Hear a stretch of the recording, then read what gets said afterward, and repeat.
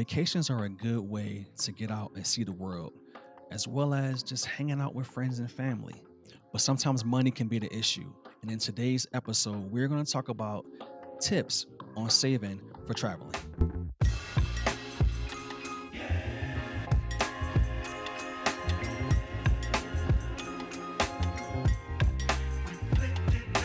Everyone's view of a vacation is different. Some people want to stay local, some people want to stay within the United States, and then some people want to get those stamps on those passports.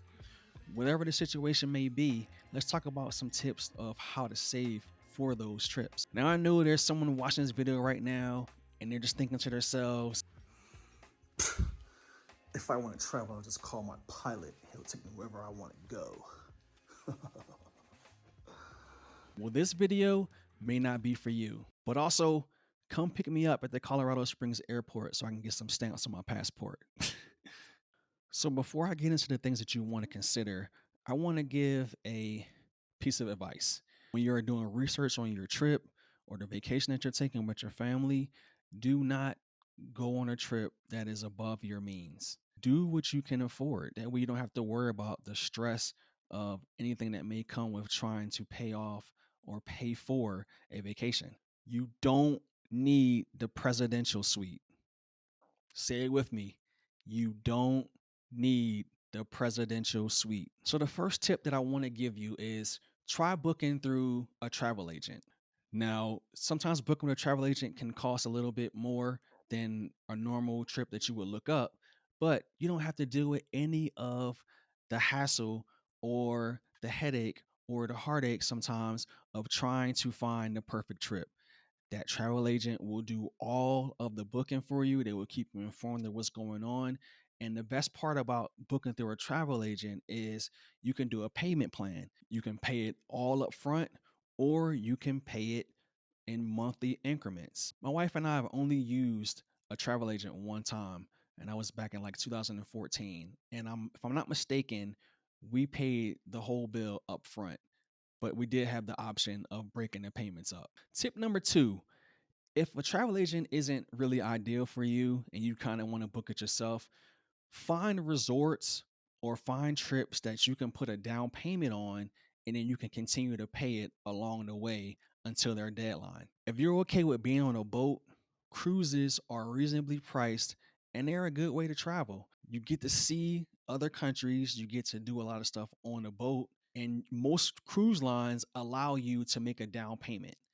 And then by at least 60 days prior to you going on your destination, you have to pay for the trip. So if you book your cruise within like a year from the date, you can put a down payment down. And as long as you pay it 60 days before your travel, you're good to go. You can also find resorts that basically allow you to do the same thing. There's one resort that I was going to take my family to. It's called the Royalton Splash. They have them all over the place.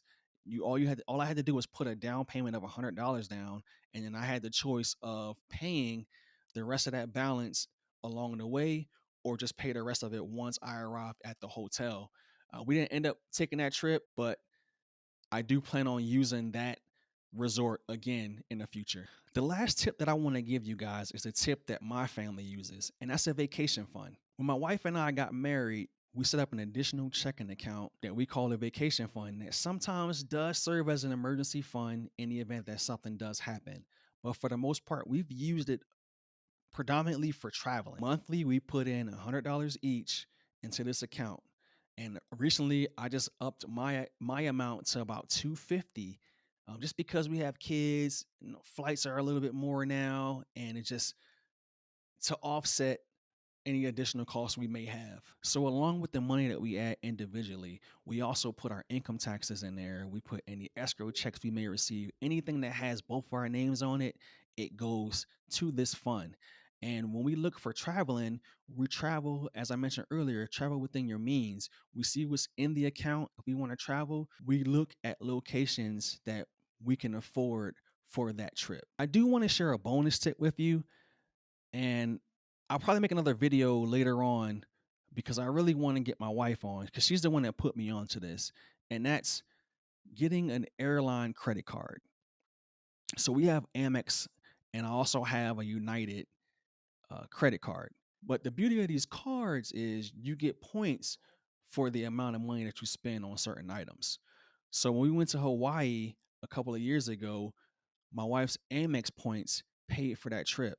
And when my wife and my daughters went to Iowa, my United points paid for that trip. So I recommend trying to find an airline credit card that suits you, that you can accumulate points on, and that when it comes time for you to travel, you can probably use those points to travel to your destination.